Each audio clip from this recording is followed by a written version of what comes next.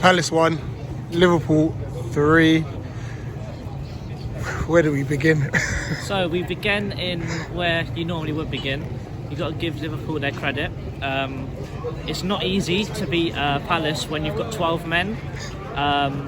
It's not easy to win when you've got probably your goalkeeper's best performance of the season. It's also very hard to win when you get 2 handballs not given. That always helps, I would say. But you know, I think that it's hard to say it, but you know, I think from how bad we were in the first half and the quality that Liverpool have in their team, they put us away in the first 10-15 minutes, to be honest. Their 2 goals, if they fell to us, we put them over the bar, but they finish it. But second half is a completely different story, I think. How we came out in the second half, we nearly scored in 30 seconds. Like, come on, if Gallagher just put a little bit more head into that, we got a goal straight off the rip. But I don't know what Vieira does, but second half FC is here. With how we played in the second half, it was a completely different team. I don't know what Vieira says in there, but it's got to be good things. I think that we had more clear-cut chances throughout the 90. This guy, that guy's the key. Yeah, he was immense today. Him and Edouard, and Schlupp only in the second half. Shout out to him. First half he was dead, but second half, I don't know what happened, but he changed his game up. We pushed him out wider a bit, and he changed the game himself. I think Gallagher had a good game. I think we all played all around pretty well, but obviously the referee, the amount of things which went Liverpool's way, it wouldn't surprise me if I think we got less than 7 decisions going our way throughout the whole 90. The penalty wasn't a pen.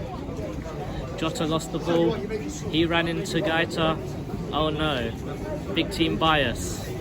Penalty, but you know, it's hard to take because you could see a draw happening or even a sneaky win.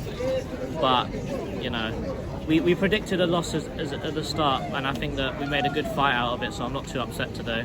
Yeah. What do you think it was in the first half? Because we just weren't at it.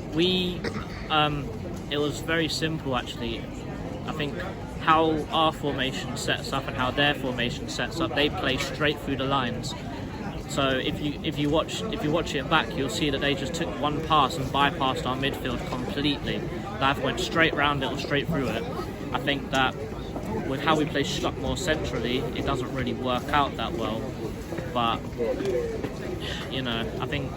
But when we changed to 4-4-2 or 4-4-1-1, I think it was more like when Edouard was playing more in the hole, we then was attacking more. And guess what? When you attack more, you defend less. Absolutely.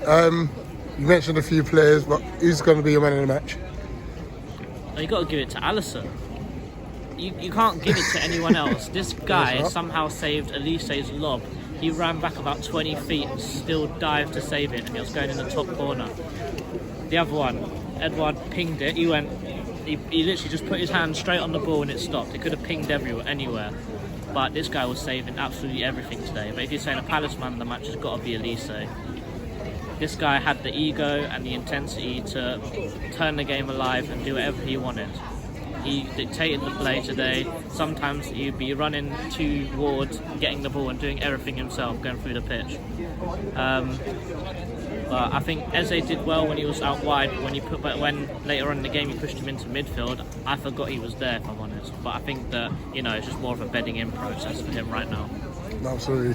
Brilliant as always, George. Cheers. Cheers. Up the Palace.